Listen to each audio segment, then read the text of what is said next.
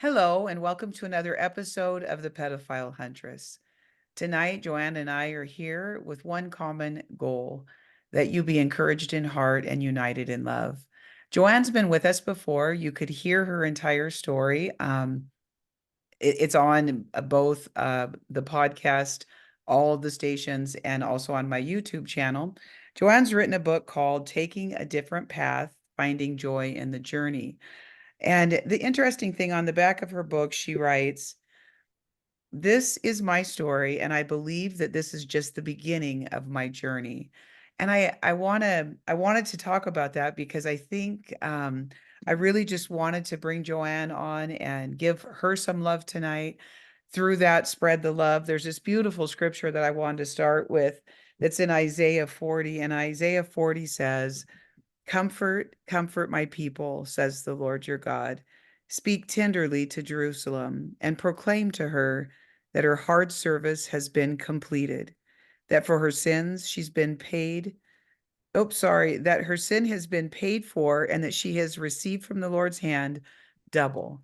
I just thought that was such a beautiful thing. I think often there's another scripture that says your warfare has ended. And I think sometimes we've been battling since we were young, right? And I thought it was such a beautiful scripture when I was kind of talking to the Lord before we started. I just heard that scripture, Isaiah 40.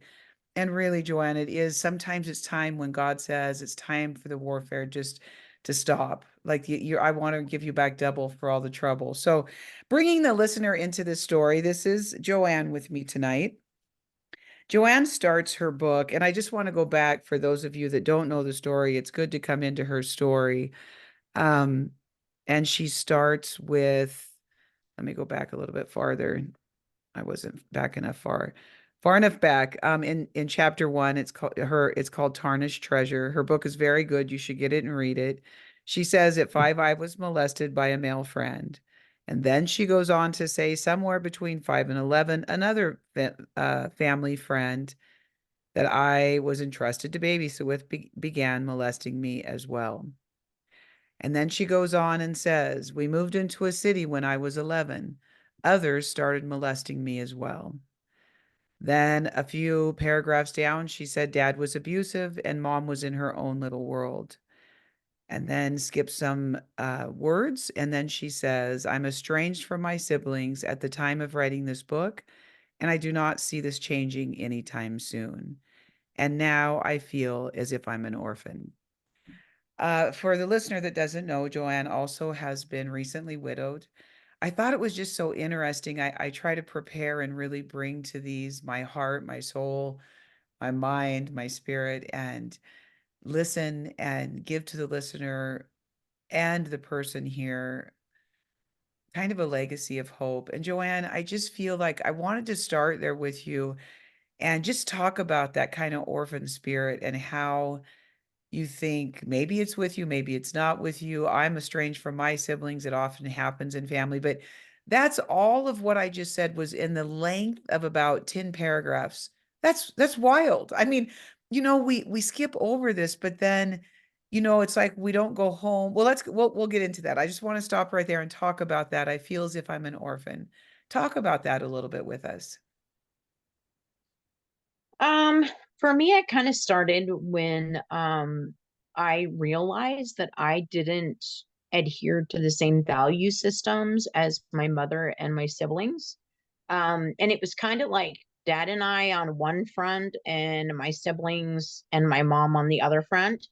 And mom did everything she could to drive that divisive line.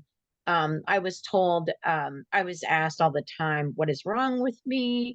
Why do you always have to talk about things like this? Why do you have to talk about things? Can't you just shut up? Can't you just stay silent? And it was like there was a driving desire in me to be different than what I knew.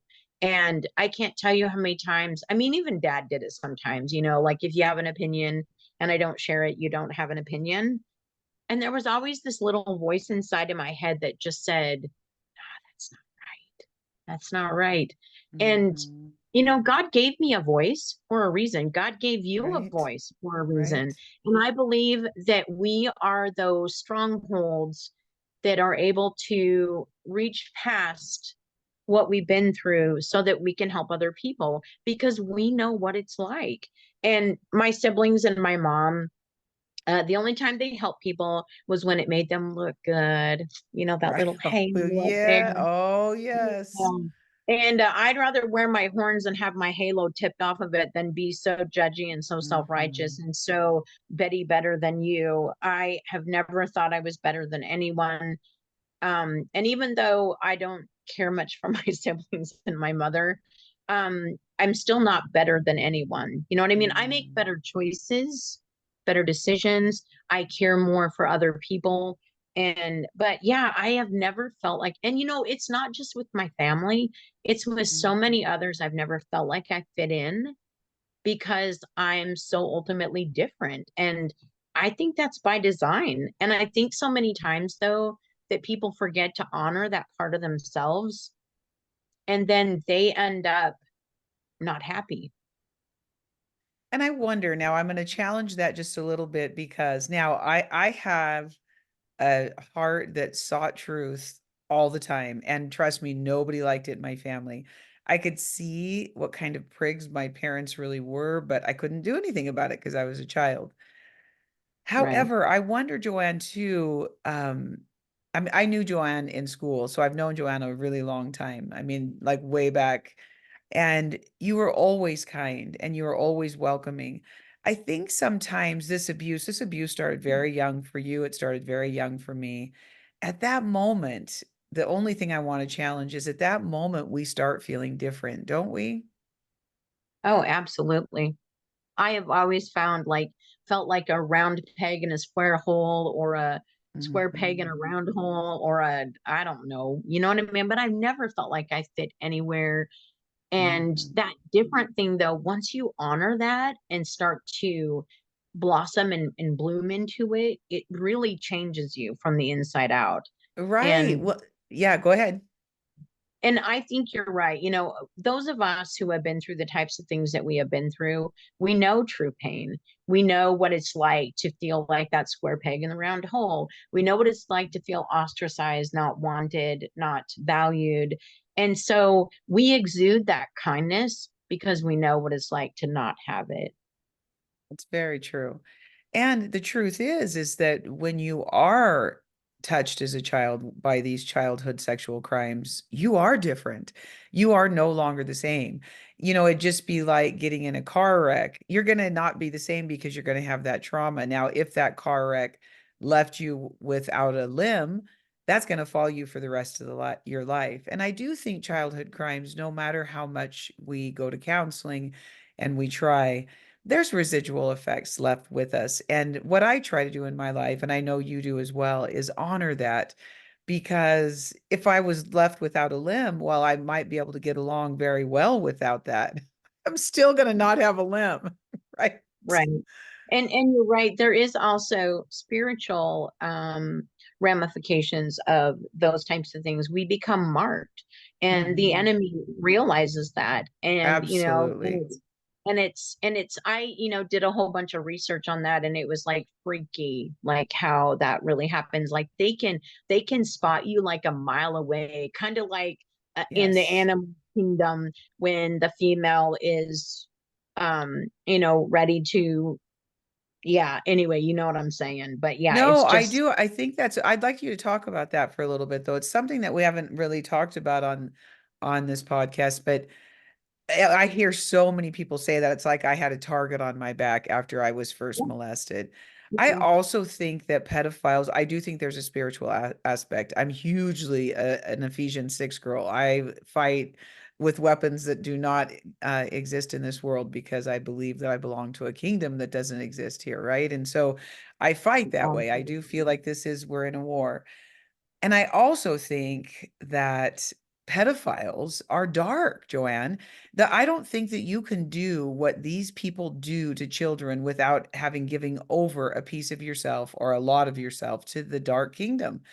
And that's kind of what you're talking about, right? So they have kind of an influence with them that helps them know what children to target and possibly children who've already been targeted. Talk about that a little bit.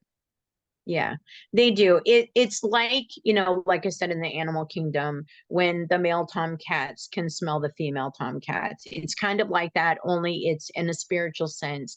And it Mhm. is a physical, not a physical marking, but it's a spiritual marking.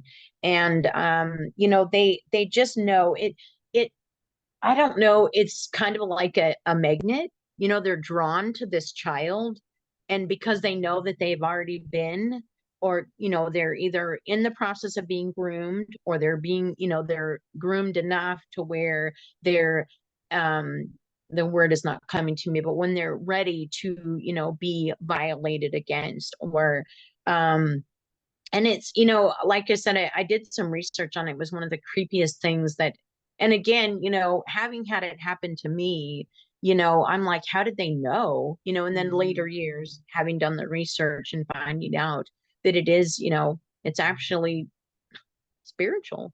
Mhm. And I mean, it just must be that dark presence Well, yeah, that, and I right, I really think it is. People don't like to look at a spiritual world. I think that America is the least good at looking at spirituality, although there are really good churches who I just listened to this really cool. My girls are actually still in Portland. I'm in Montana, but they go to this really cool church, which Portland is an incredibly dark area. It's like hell opened up and just kind of made residents there because everybody allows it.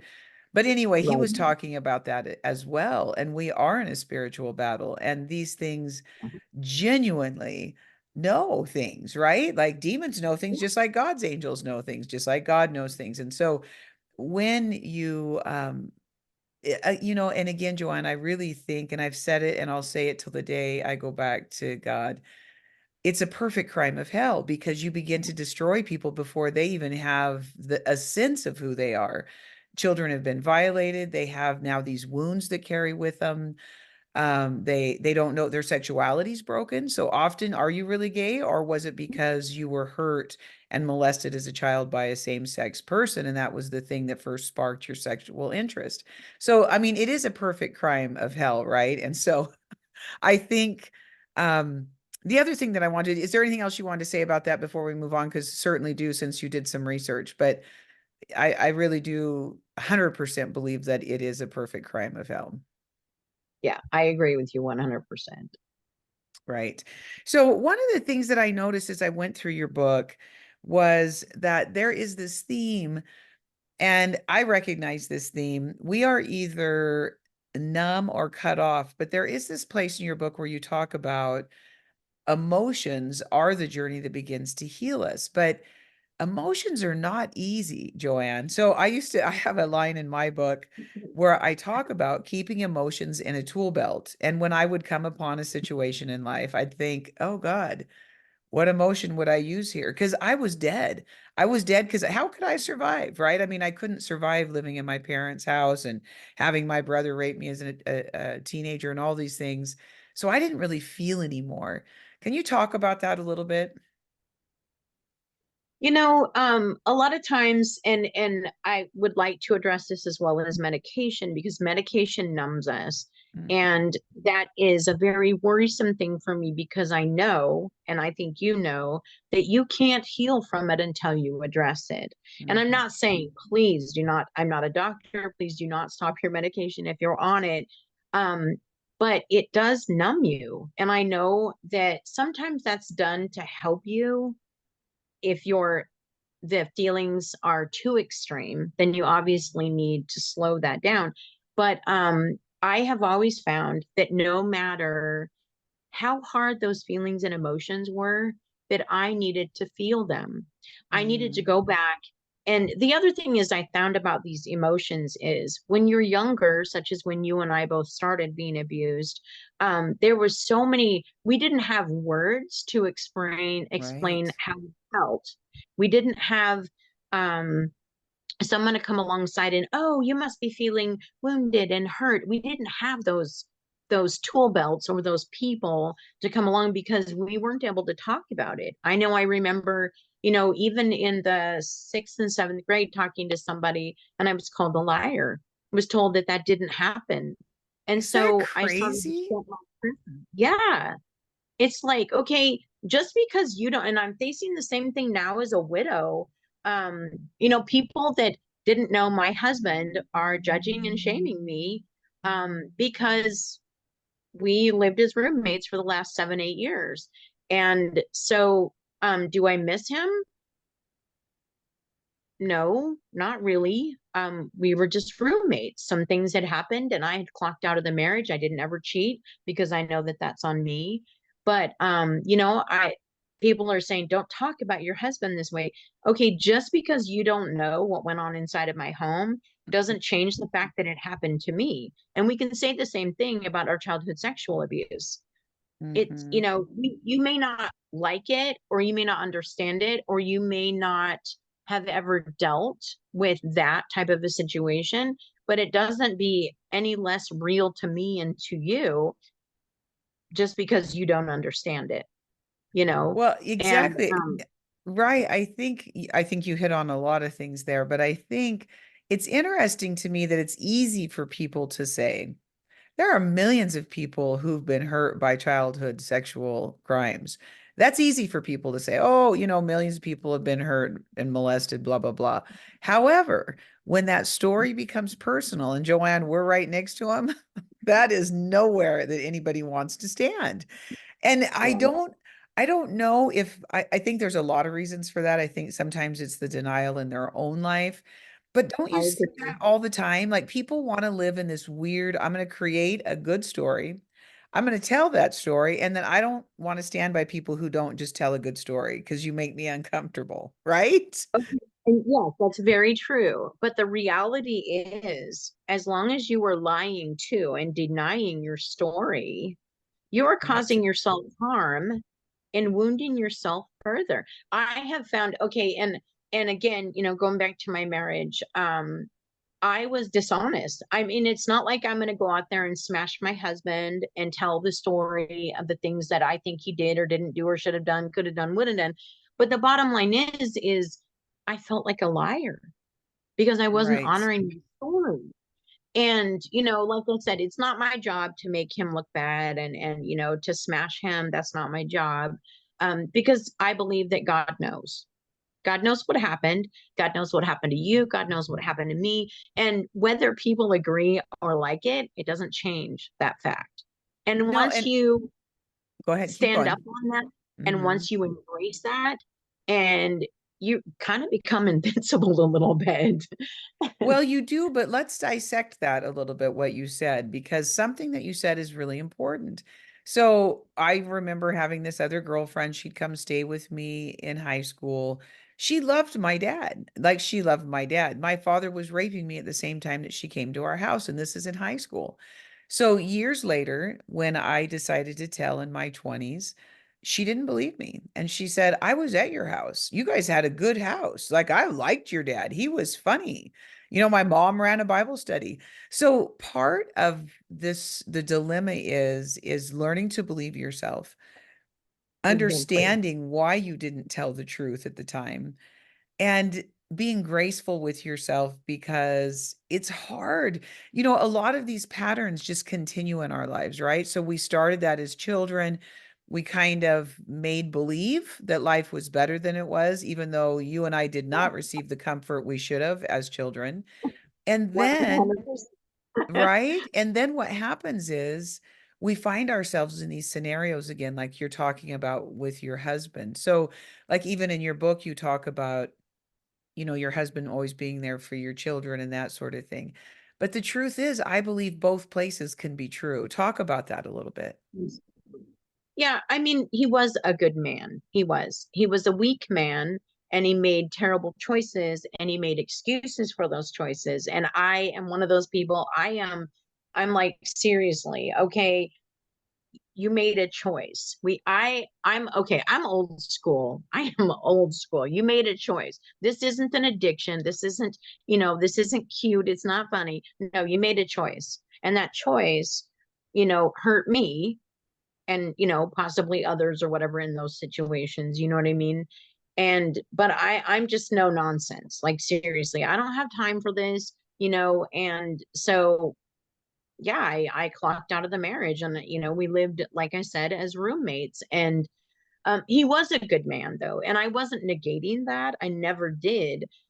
He took on myself and my three boys, which I gotta say was a lot. Capital Mhm. A, capital LOT, a lot. I Boy, can wasn't I healed, relate to that.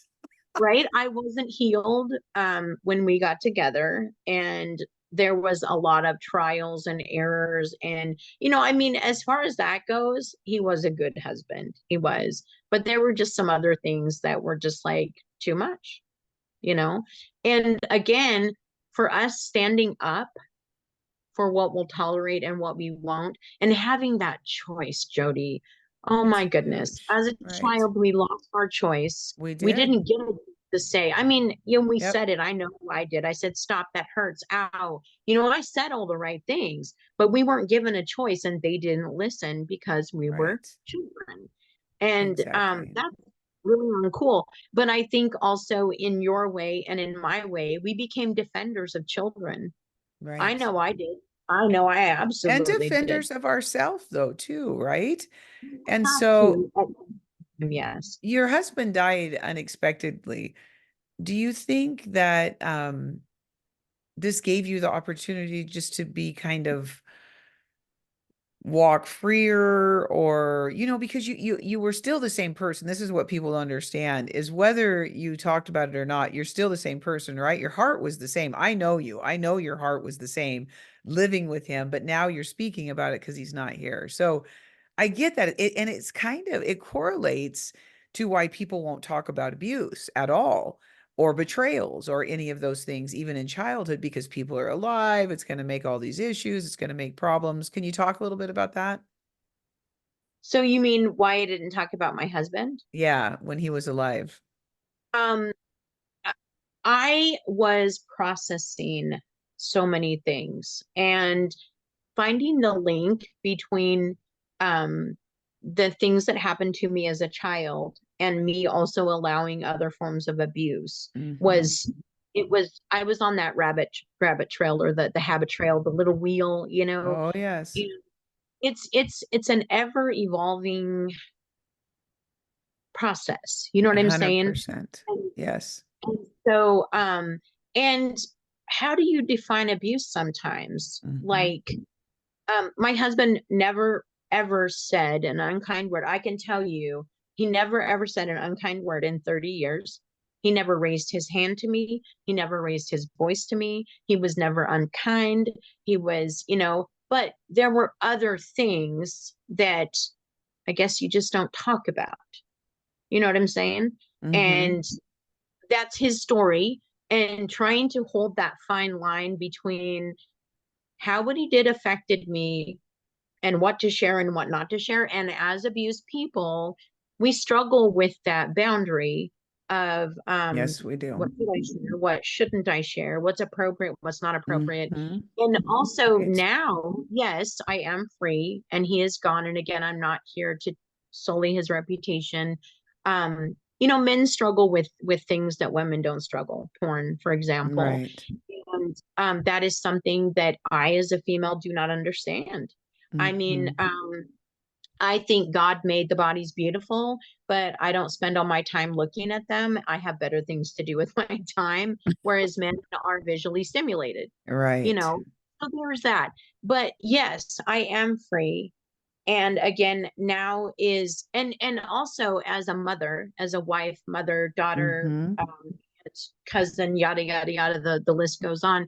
I Right. find that I am finally not obligated to anyone else for any kind of care except myself. Well, and Right. except right here, my little doggy. I She's love not. it. No, I love it. And I think though that this is all part and parcel, because one of the Can you see things, um, oh, it's sweet.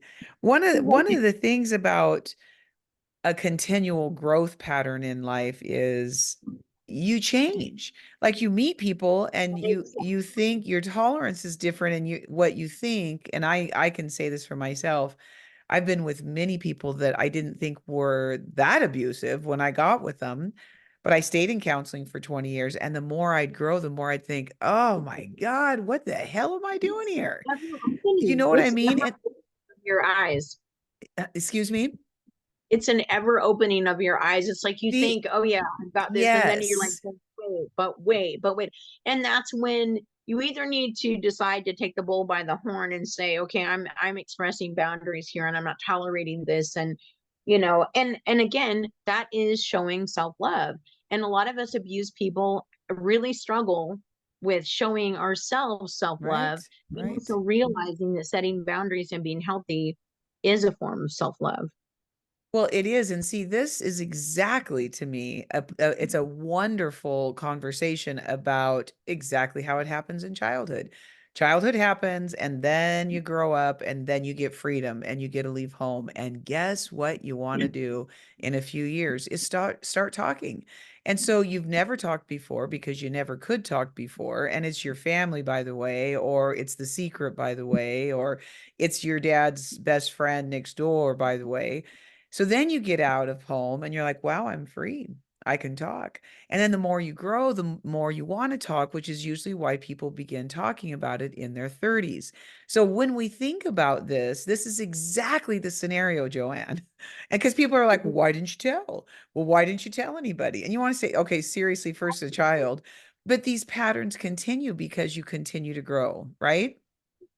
And also in our 30s, we're finally grown up enough to realize that we have something to do with this process. And we're able Mhm. to grab that and realize that we do have the power to change that.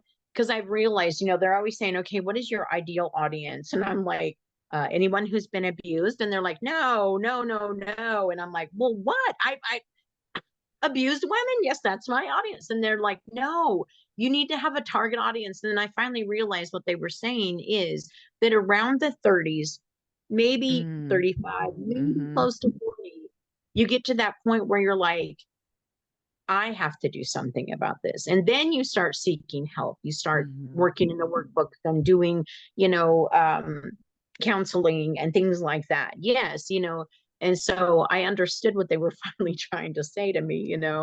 But yeah, and again, I've always had that still small voice in my head, which I believe to this day to be the Holy Spirit, telling me, no, that's not right. Don't listen to them. Listen to this. This is what's going to guide you the best Right. way, and again, honoring that truth and honoring, like I was telling a friend of mine this the other day. I said, okay, so if I call you a car and you go in the garage, does that make you a car? And he said, no. And I said, okay. So it's the same thing. It's the same thing. People will go, that's not true. That's not true. Okay, to you, it's not true. Mm.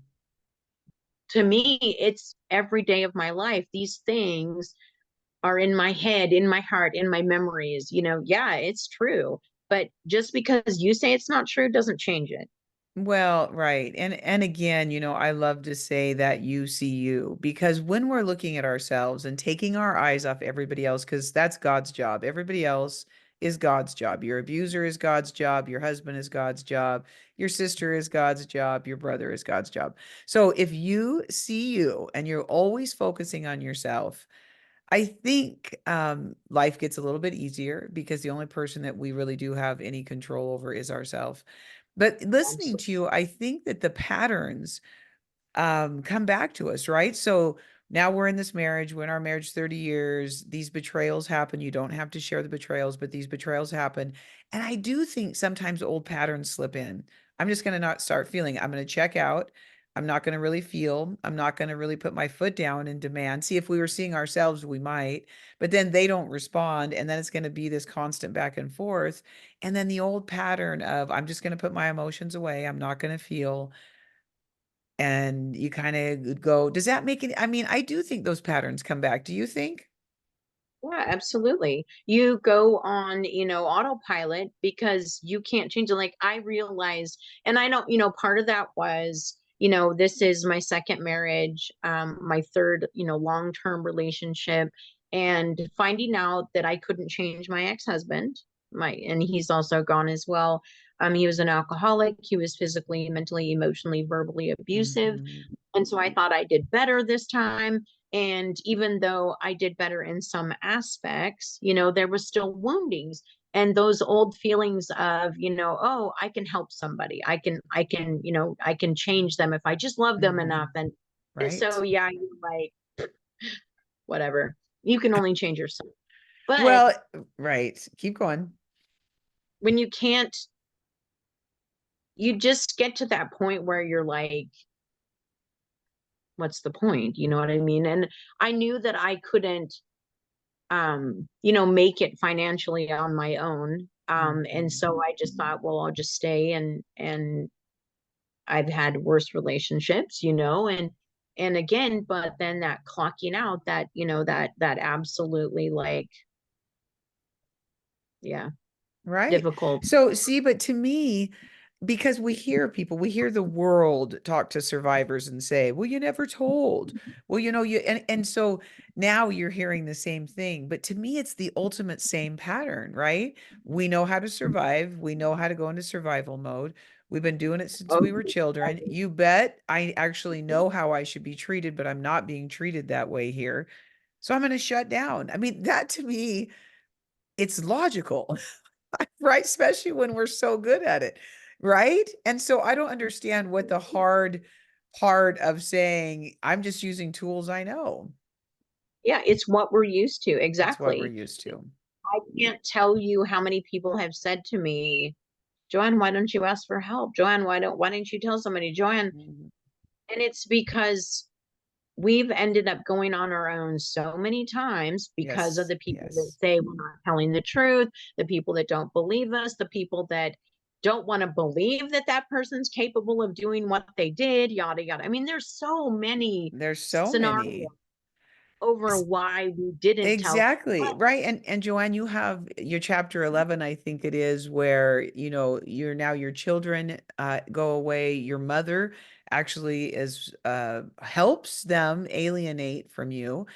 And so they've never been there. And when these patterns are in a life from childhood all the way on, the same thing was true, actually, Joanne. My mother tried to alienate my children for a time.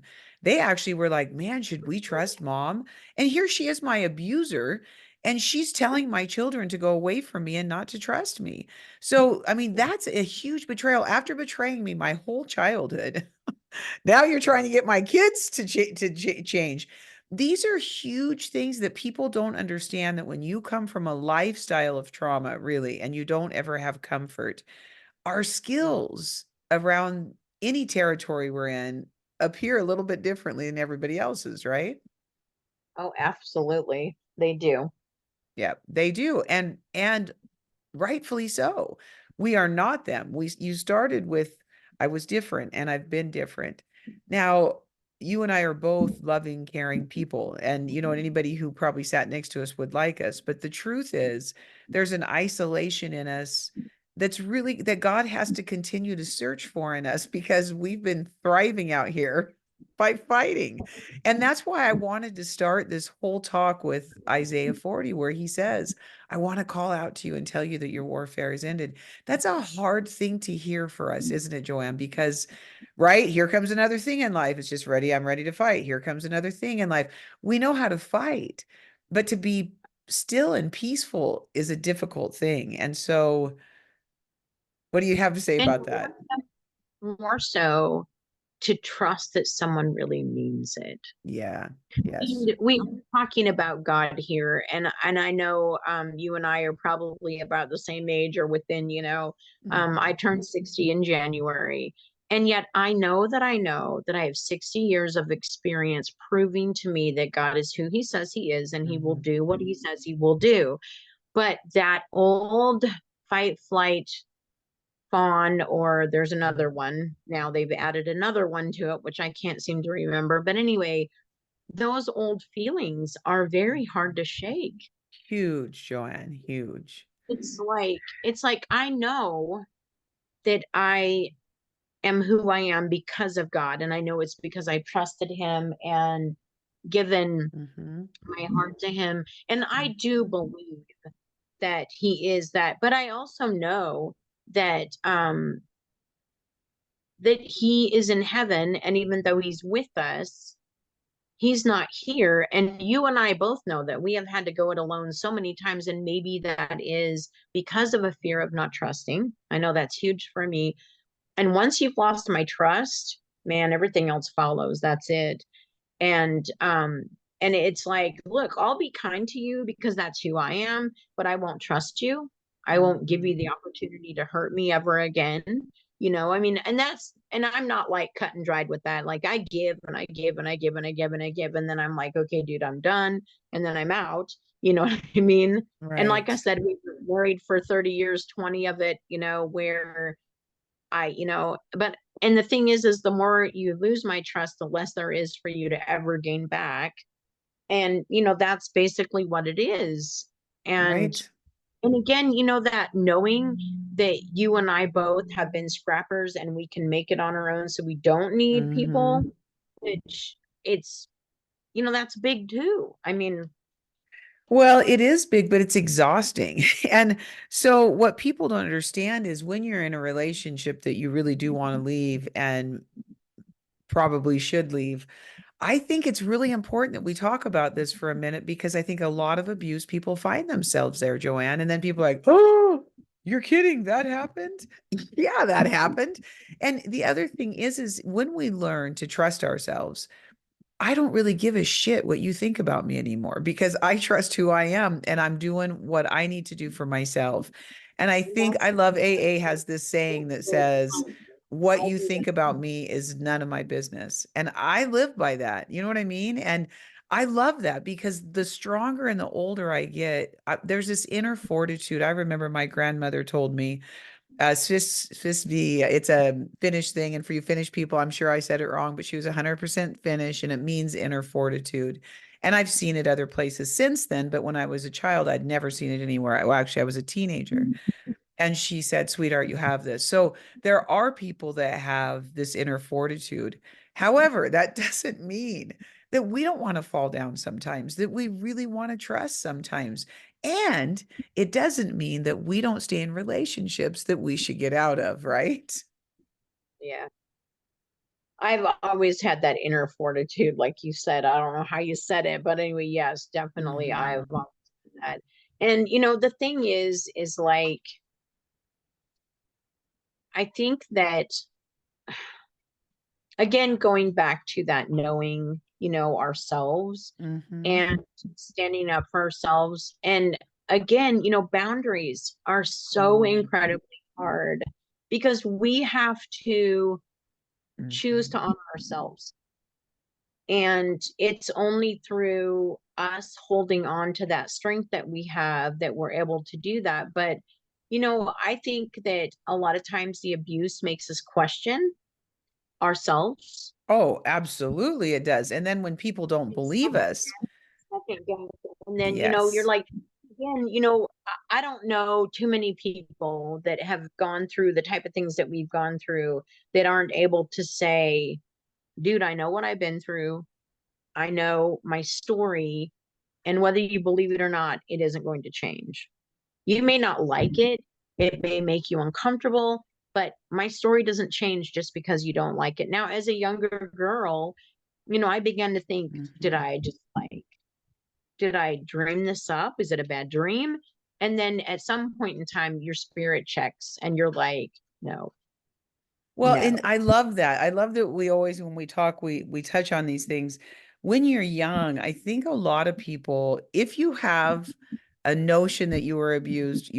Because people that weren't abused don't say, I think I was abused. Because the truth is, your mind, your body, there's all of these things that are coming back to you all the time in your life.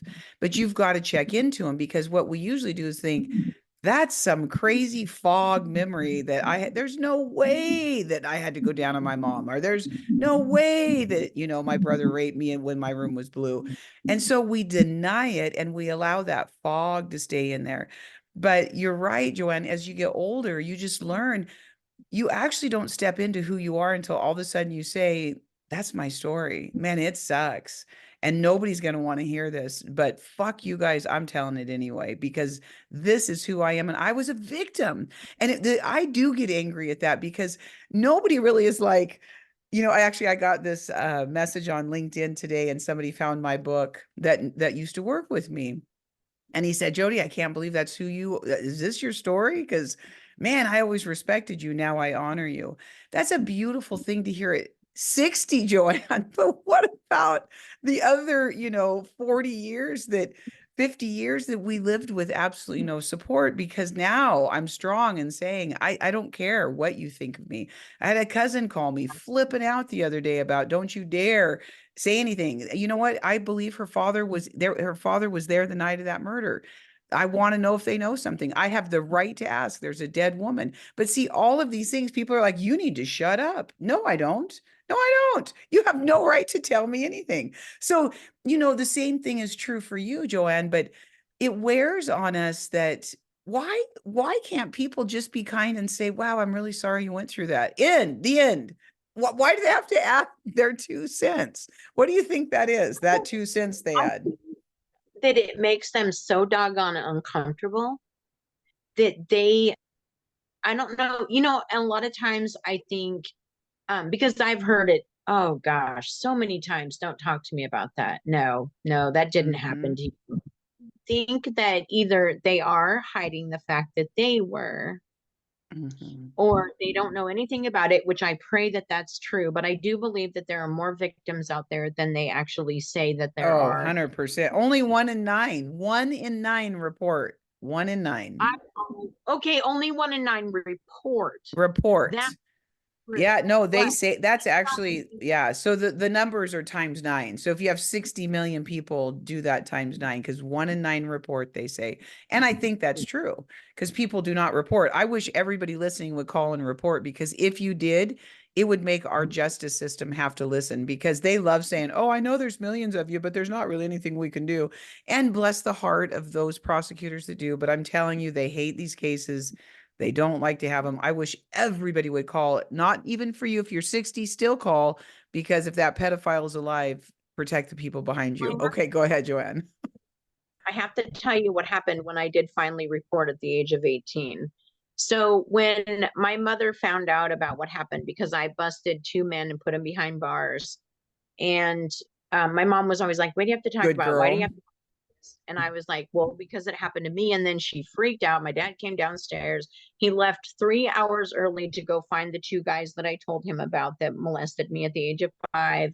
And thank God he didn't find either one of them, because I know my dad would have been in prison for murder. And so my mom, made me go and talk to a prosecutor and somebody, the police officers and whatever. And the officers literally said to me, because of your state, I had given birth to one child, I was pregnant with another one. There wouldn't be any way to tell that it had actually happened to you. And it would be his word against your word. That's why people don't tell. Hmm. That's why people don't tell. You're And then exactly right. when I did report my aunt's husband and testified, the prosecuting attorney said to me, "So, Miss Hall, my maiden name at the time, is it true that the reason why you reported your uncle for touching you is because you were molested before and you hate men?" Oh This was my on the same, goodness. I was 12, 13 freaking years old. Oh And my god. And you no, I hate don't hate men. my uncle. And I never referred to him as my uncle, because I'm sorry, uncles don't touch their nieces and nephews. But anyway, Right. I said, I do not hate my uncle. I hate what he was doing to people and what happened to me. Like, I was a pretty smart ass little chick at that time, because I was pissed off. Who the hell Right. thinks hey to ruin a child's childhood? And I don't even know if you want to go down this road, but when I heard about one of the stars and what they said, I was like, oh, mm.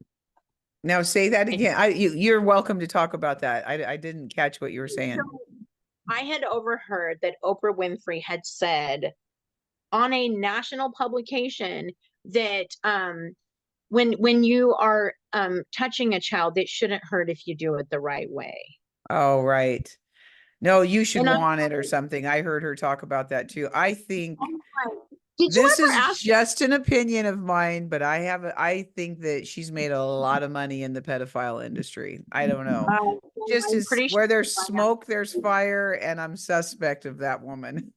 Even Yeah, though, yeah, she did a lot, and it's sad to me that I think she did a lot. And of course, we can't really know, but it does seem like where there's smoke, there's fire. And it's that interview was not cool. She brought all those pedophiles together and she's like, well, a good pedophile is going to make you want it. Now, not when you're little. They're not. By the way, Oprah, it hurts like a motherfucker.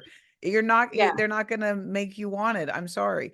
But that was almost a dark kind of glossing this over with, sometimes, yeah, you can enjoy it, but it's still really icky. I mean, yeah, if you talk to any child, that is just disgusting. And it was Your body does respond favorably because those type of things typically, when done right, adult, are pleasurable. So yes, your body betrays you, and then you end up hating yourself right. because And of that's that. very true. Yeah. And I think a lot of people, their sexuality is very twisted as a result of that because now, right, you have to have, drunk, dark sex or, whatever. It's hard just to have or no sex. Some people become absolutely frigid. So it really does destroy many parts of it. But it's funny, I didn't like how she presented that either. It made it almost lustful or whatever when this is a crime. They shouldn't even have had their time. I mean, I don't know what good that did. That I didn't like that panel myself either. Because number one, you're not going to interview evil and get any good kind of answer from evil. It's evil, period. So true. Yeah. Right. So, I think the thing that we need to remember too is that healing is a lifelong journey and it's okay to not be okay. We hear that, but the truth is, I have really good weeks and then sometimes I don't have that good of a week. And then I know how now I have tools to get back on the road. But life is not a dress rehearsal, and we get to live it the way we want to live it, right? Sometimes I have too much wine, then sometimes I don't drink for a long time anymore. That's really a really healed way to live for me. I mean, I used to get drunk every night, 6 nights a week, because I didn't want to have bad dreams. I was scared. I used it as this protection shield thing.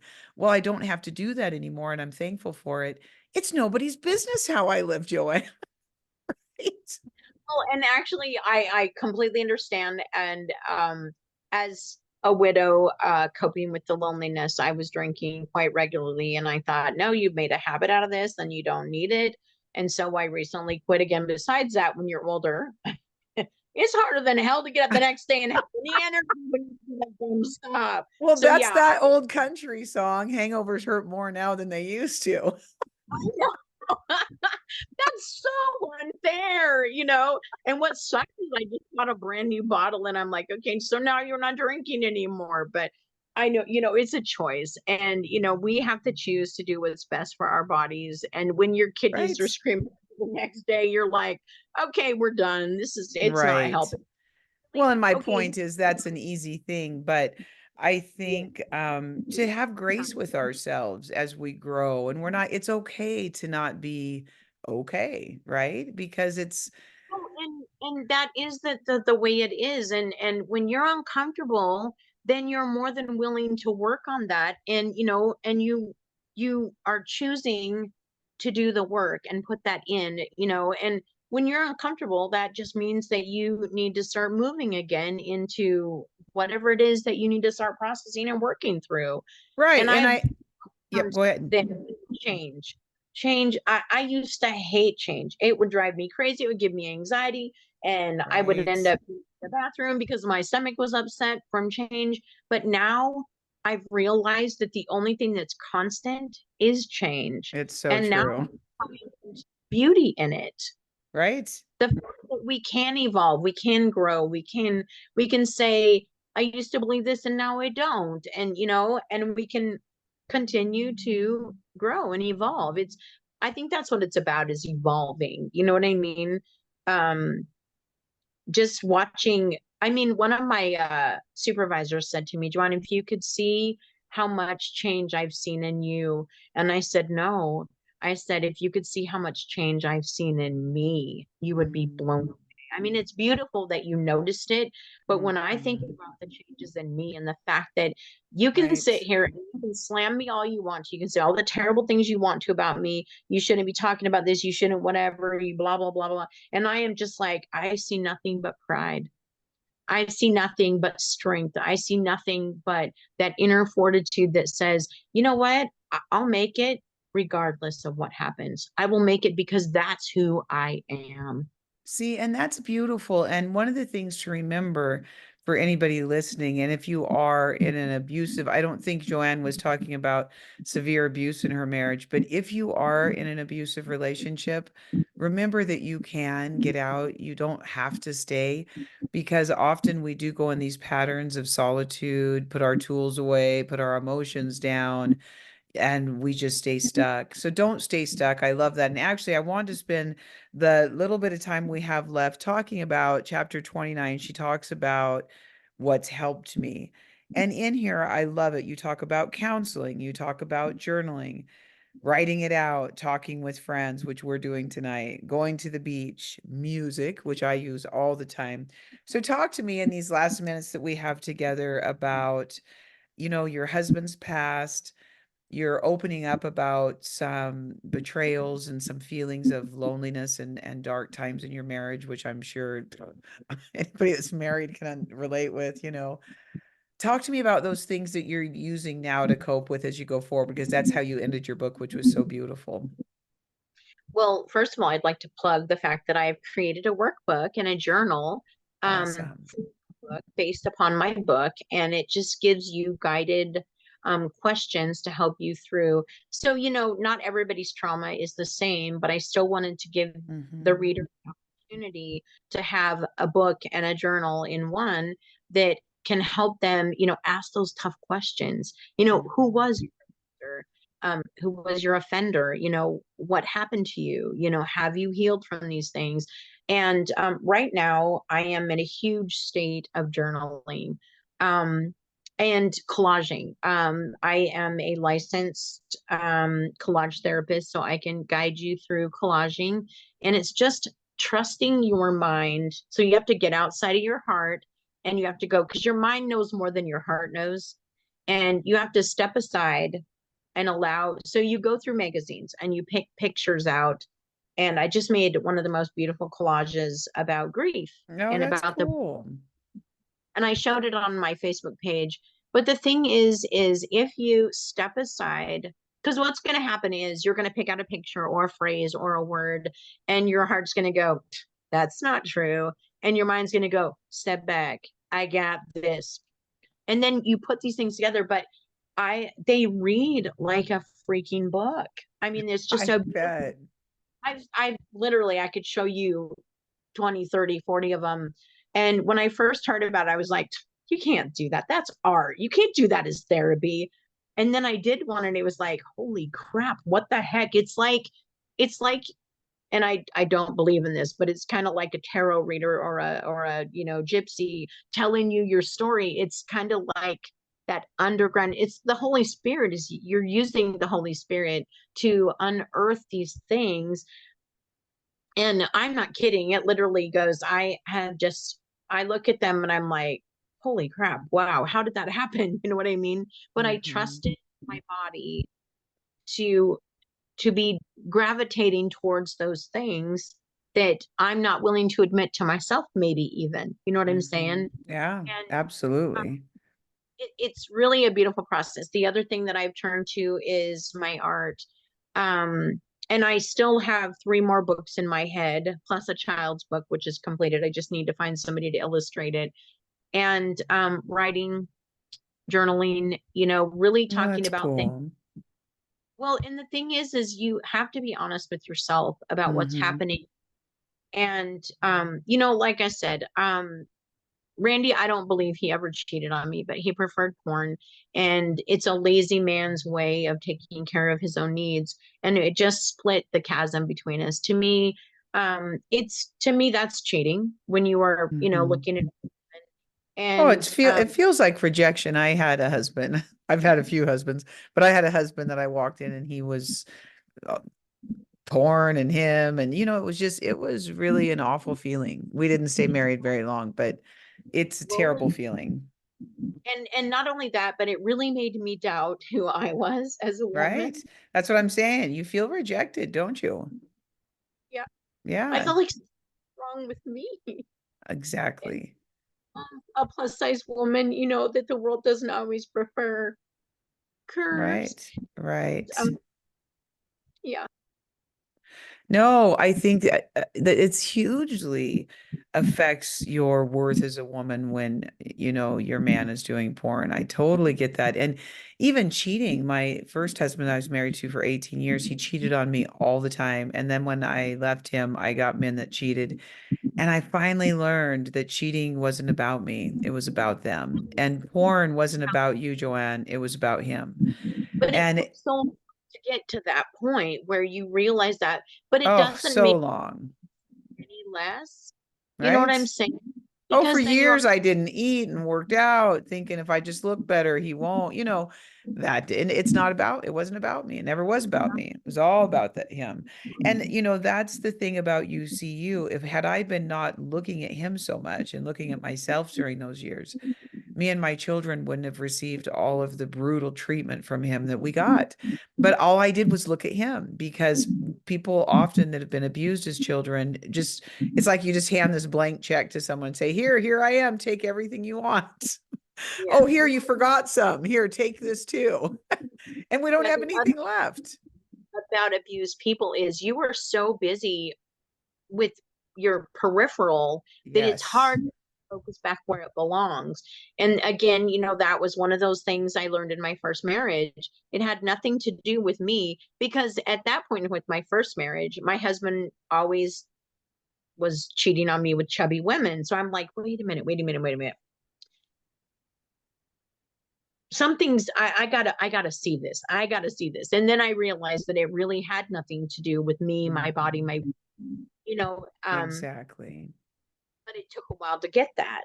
And we were only married for, well, we lived together for 7 years. We were married for 9. And at the ninth, somebody said, get your divorce before he goes for it. And then you'll lose everything because they listen to the person who files. And so, anyway, it took that. But, still after years and years of it, it does wear you down and it beats you It down to does.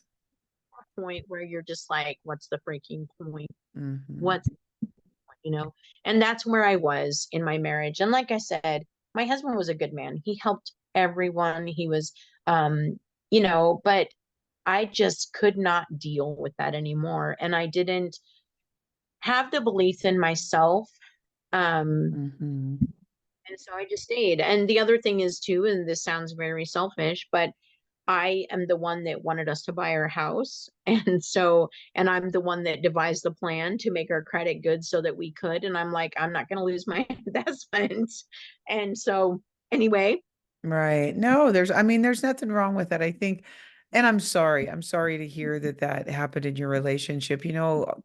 Relationships are complicated. People are complicated. God is so good. I'm so thankful to have him in my life and understand grace because I need grace every day, right? And his mercies are new every morning. But I am sorry, just friend to friend. I'm really sorry to hear that you struggled with that because I know I have been attacked a lot in my life with men cheating and pornography. And, I always pick these just kind of broken men sexually. So, well, broken men in many ways. I feel like I'm doing a whole lot better in this marriage and I'm really happy. But you know what? There is no perfect marriage, but I am sorry that you went through that because it really is, it debilitates a woman's self-worth. And we fight. It's hard enough being a woman that's come through sexual childhood crimes. That's a tragedy that we try to get out of our souls that's a hard thing to overcome. It really is. Unless you just continue to play the vixen game, right? And then you're just out there catting around, as my dad used to say. But when you're trying to live a good, wholesome life, gets a little more complicated, I think. So anyway, Joanne, we are at time. This has been so wonderful being with you. I'd like to always give back the last few minutes to my guests just to say if there's anything on your heart you'd like to share before we go. oh man, just we have to work so hard to find that faith and belief in ourselves and give yourself some credit. Like, believe in yourself. I mean, and everyone, I believe, regardless of whether they believe it or not, or they believe in Christ, we all have a purpose. Mhm. And until you're living that purpose out, you're not going to be very happy. But I also believe that the happiness that we're seeking for needs to come from the inside out. And you can't find it in a man, you can't find it in a bottle, you can't find it in a needle, you can't find it in any of those other ways. And until you are truly happy with yourself, um, you aren't going to be very happy in life in general. And it's not something that you can attain by getting that car, getting that house, getting that job. Again, it's an internal thing. And, like I said, I've spent many years, seeking it in relationships, seeking it in a bottle, seeking it in, and I'm genuinely pleased with the person that I've developed and grown to become. And I still have a lot of change to go through. And I know that this new journey is a journey about um, finding the me that I've lost Mhm. through serving everybody else but me. And that sounds really selfish, but you know what? It's No. Yeah, no, it's not. I mean, I really wish that I would have realized some of the things. I have no regrets. I really have no regrets. Because everything that you go through is a learning lesson. And but it depends on how you're willing to apply those learning lessons. And if you do, and if you apply the learning lessons and realize that those things are for the betterment of you, like, everything that you go through, like, um my mom and I got into this conversation and we never spoke about the abuse that happened until she was really, really ill. And she asked me if I was okay with what happened to me, the sexual abuse at a very young age, and everything through that. And I looked at her and I said, "You know what, Mom? I am." And she was like, "What?" And she was really visibly offended by that. And I said, "How would I know what my cousins had gone through if I hadn't experienced it myself? How would Exactly. I be sympathetic and empathetic and caring? I wouldn't. My little, bud would have stayed tightly, and sometimes, I can't lie, and I'm pretty sure you could say I wish that I'd have had an opportunity not to live through the things that I did. But the Oh, bottom line is, sure. Oh, sure, I'd say that. but we didn't get that opportunity to choose Right. that. Right. And I think that makes us really big badass warriors. And but on Mhm. this weekend, we managed to keep that kindness in our hearts. We managed to keep that loving, open. I mean, for those of us who've been through what we've been through, the desire to shut your heart down and say, screw it, I'm not doing this ever again. Oh, I absolutely. recently fell in love with a man, and then he proved that he wasn't worthy of Oh, it. I'm But sorry. I still believe that my one true love is out there, and I'm not giving up. I Right. didn't get the way that I was, but I learned something, and I'm going to just hold on to that and continue. And you know what, Joanne, oh my gosh, I go back through my life looking for love, and I really am in love in this marriage. And, but I can just tell you so many times I picked wrong, but there's signs. And when you see those signs, it's just right to go. And Yeah. sometimes it's so cool. It was really funny. I just have to share this story. I remember meeting this person. You know how people say, "Well, you really need to stay alone for 1 year and grieve or whatever, and learn, and then go out and find someone." So I knew this person that did it, and I said, "So how'd that work for you?" And he's like, "It didn't." I ended up, you know what I mean? So there is no formula. I think it's wonderful that you went out and dated and you tried. I think, take care of you, keep seeing yourself when you see those flags. That's wonderful. And you And know I what? It's beautiful though to be soft and actually feel. I cry more than I've ever cried in my whole life. I don't know if it's getting old. I don't know what it is, know, but it's I okay. but the thing is, like I said, when you don't have those walls up, you are Yes, that person. And I'm totally different. I still haven't found the man that can take me out of my masculine. I mean, I thought I did, and there were some parts of it, but I'm looking forward to that time when I find a man that's strong, that can say, here, rest on me. And in the meantime, I know that I have that in God. And it's Right. hard trust, but anyway, yeah, No, it is. I remember my aunt used to say when in my dating years, I was single for 13 years and I used to date, and she'd say, well, dotes, when they leave, you have their balls in your hands. I'm like, well, then they shouldn't have given them to me. So right. I have since changed. I continue to grow. I stayed in counseling for 20 years, but it always cracked me up. And my answer was like, well, then don't give them to me. So it's the same thing because you know, the strength it takes to survive and be us, and the daily occurrence of the strength it takes to be us. There's no other way to say it, actually. And that's a daily thing. You know what? I have to have somebody that's strong next to me, and I need somebody that I can't just push over. And I also needed somebody that wouldn't lie to me. A lot of people are dishonest. I'm stunned how many people are dishonest. I had people flat out lie. I had one husband. This is terrible, but I'm just honest. What I mean, I don't care what you think about me. I'm here to help and let us all be honest. But I had my third husband said he was a meth addict, and we had promised each other to never lie. And his son called me. It was 7 o'clock in the morning, and he said, "Dad's lying to you, Jody. He's doing meth." And I was so heartbroken because I really believed my kids were going to do an intervention because my daughter, having a drug history, knew. But I drank, but I never did drugs, so I didn't know what to look for. Anyway, I guess all of this to say, be graceful to yourself, right? And let God restore your soul. I love the Psalms 23, he restores my soul. I pray that often in the mornings because I need that work in me constant because I fall back to fear and guilt and shame and condemnation and all those ugly places that do not belong in the kingdom of God.